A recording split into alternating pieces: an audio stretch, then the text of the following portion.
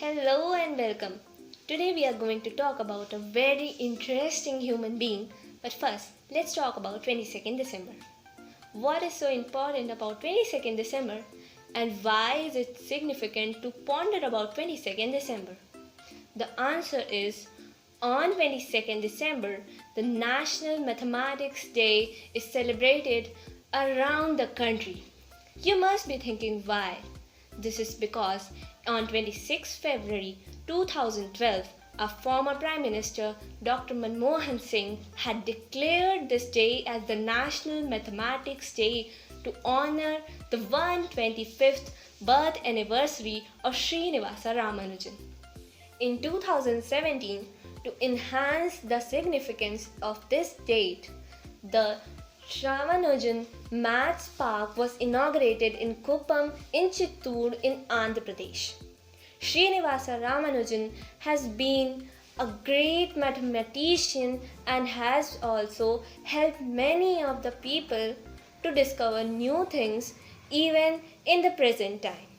His works upon mathematical analysis, number theories, infinite series, and continued fractions had taken him to become the first Indian fellow in the Trinity College. Let's find out about Ramanujan in the next clips.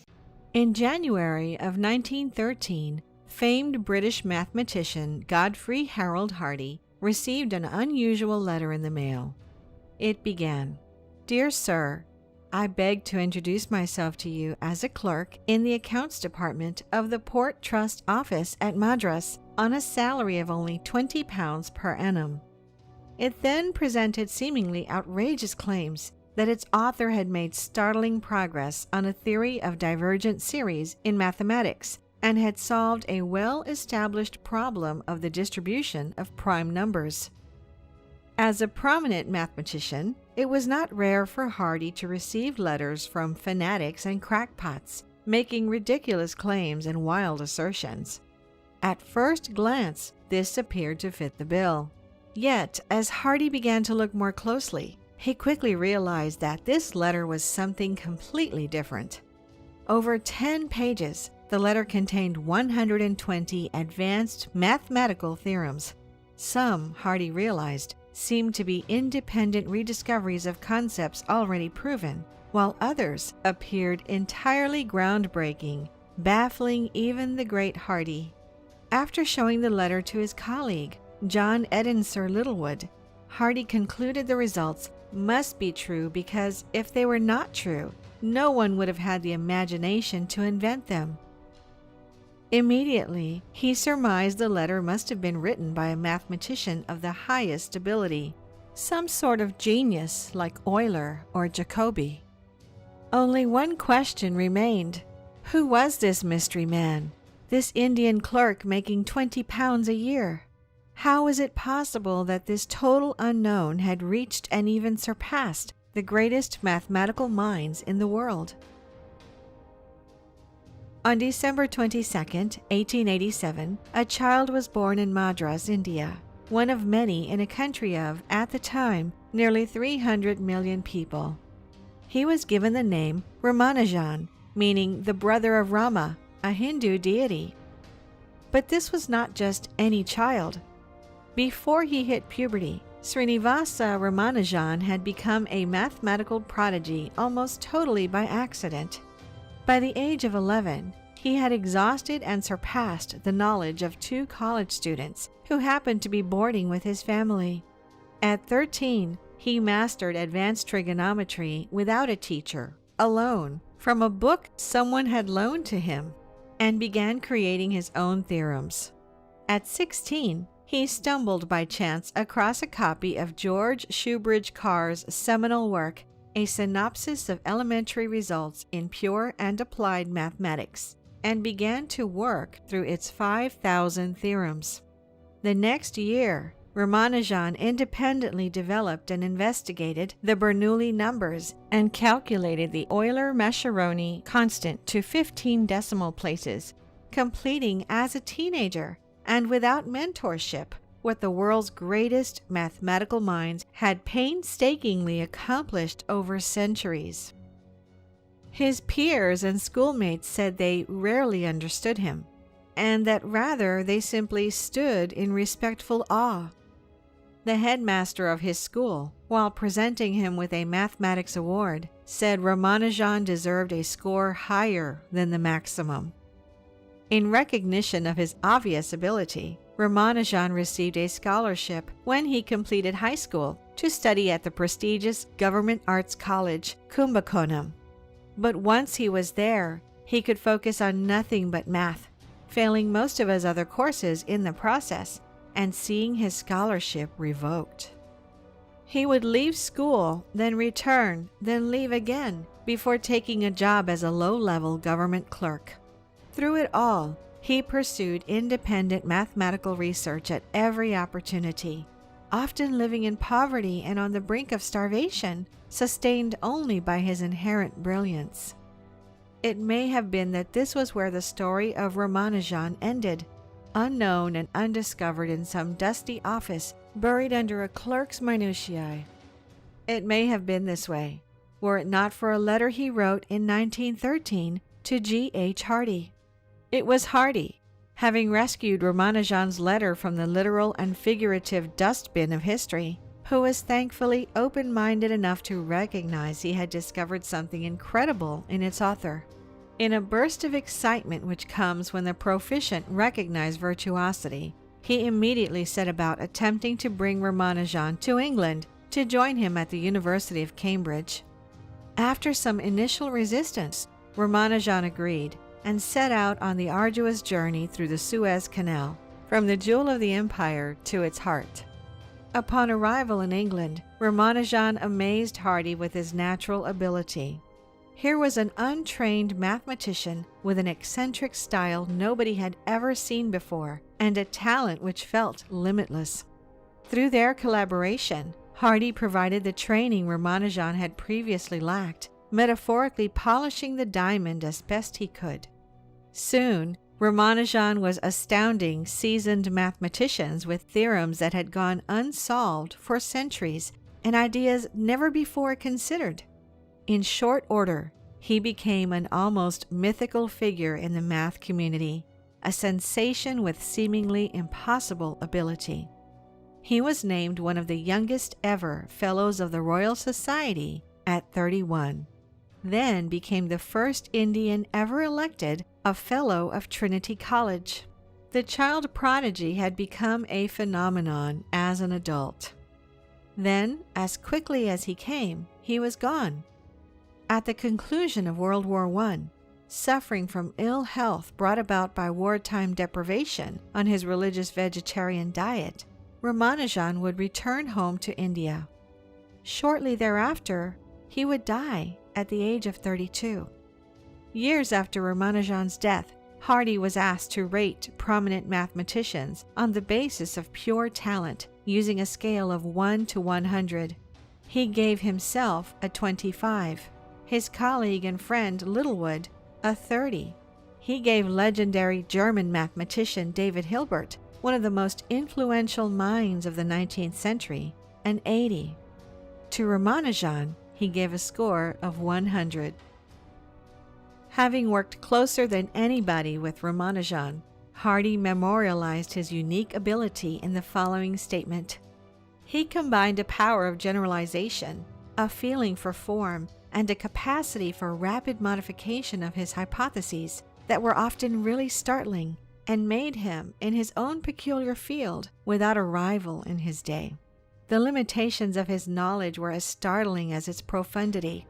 Here was a man who could work out modular equations and theorems to orders unheard of, whose mastery of continued fractions was beyond that of any mathematician in the world, who had found for himself the functional equation of the zeta function and the dominant terms of many of the most famous problems in the analytic theory of numbers. And yet, he had never heard of a doubly periodic function or of Cauchy's theorem, and had indeed but the vaguest idea of what a function of a complex variable was. In short, Ramanujan was able to surpass even the greatest of mathematicians while lacking knowledge of the basic tools they employed. He did not build his work on the work of others, but rather seemed to just invent it for himself. All told, Ramanujan compiled some 3,900 mathematical results during his lifetime. Since his death, nearly all of his claims have been proven to be correct, opening up entirely new areas of study and inspiring much further research. In fact, his influence on the field was so prominent that the Ramanujan Journal was created as a scientific publication devoted solely to work in areas of math influenced by Ramanujan. But as decades have passed, something even more mind-blowing has emerged, another layer in the legend of Ramanujan. As science and math have developed and evolved, Ramanujan's work has become relevant to avenues of study which didn't even exist when he was alive, in areas like computer science, electrical engineering, and the study of black holes. Consider, for example, that in his time, nobody knew black holes were something to study. Yet Ramanujan had already developed a formula which would be used to describe their properties generations later. As mathematician Ken Ono of Emory University in Atlanta, Georgia, recently described, Ramanujan's formulas have offered glimpses of theories that Ramanujan probably wouldn't have been able to articulate himself. Theories that nobody needed until they needed them. How is this possible? How could Ramanujan have known about things which did not exist? How was he able to provide insights so far beyond what was understood in his time? Of this, Ono said, "It is inconceivable he had this intuition, but he must have." While fellow mathematician Freeman Dyson of the Institute for Advanced Study at Princeton proclaimed Ramanujan had some sort of magic tricks that we don't understand. Perhaps Dyson was onto something. Perhaps there was a factor we don't understand at work. Not magic, but something else. Ramanujan was known as a deeply religious Hindu. Many times he credited his mathematical ability to his family goddess, Namagiri, asserting that an equation for me has no meaning unless it represents a thought of God. What about a number 1729? Why is it called a taxi cab number? In the spring of 1917, Ramanujan fell seriously ill, possibly with tuberculosis, and after that he was in and out of hospital for the rest of his time in England. On one occasion, Hardy took a taxi to visit him in his sickbed, and noted that the cab number was 1729. After greeting Ramanujan, he remarked what a dull number 1729 seemed to be. Quick as a flash, Ramanujan corrected him. "It's a very interesting number. It's the smallest number expressible as the sum of two cubes in two different ways. 1729 equals 1 cubed plus 12 cubed equals 9 cubed plus 10 cubed." What is so extraordinary about the Ramanujan's magic square?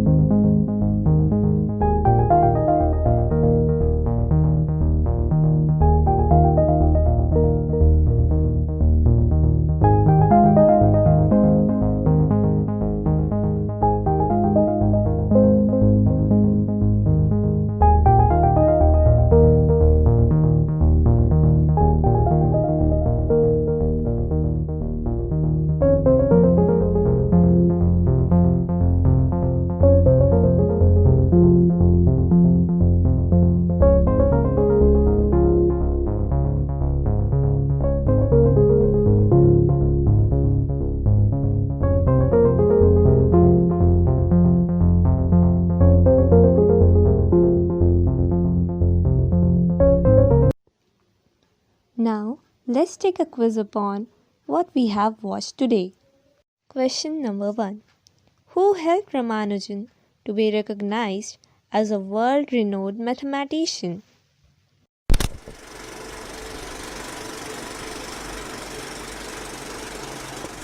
The answer is Godfrey Harold Hardy or G.H. Hardy in the Cambridge. Ramanujan met Hardy in 1930 through a letter. Question number 2. Why is 1729 considered a great number by Ramanujan?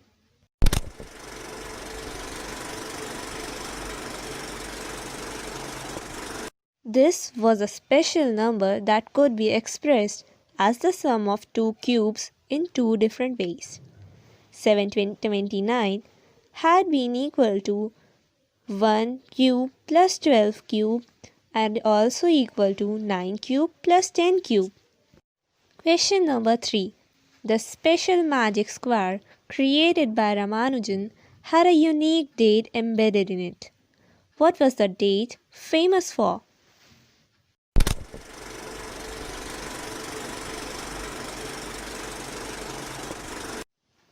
And the answer is it was Ramanujan's birth date, the 22nd December 1887 at the first row of the square. Question number 4. Who declared Ramanujan's birthday as the National Mathematics Day?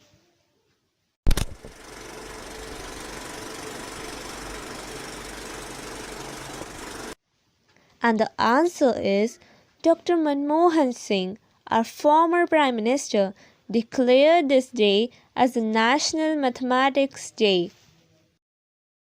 Knowing about Srinivasa Ramanujan has made us understand about a small life but a big and vast extent to live in. His discoveries have amazed us till now and helps us to discover new things and to formulate them. Thousands of people study his lost notebook and hundreds of new formulas are invented page by page. Who knew that a small clerk living in a small place having an annual income of about 20 pounds may know a vast number of problems and its solutions that are more than the people living around the world? We pay a tribute to Ramanujan, or the man who knew infinity. Thank you.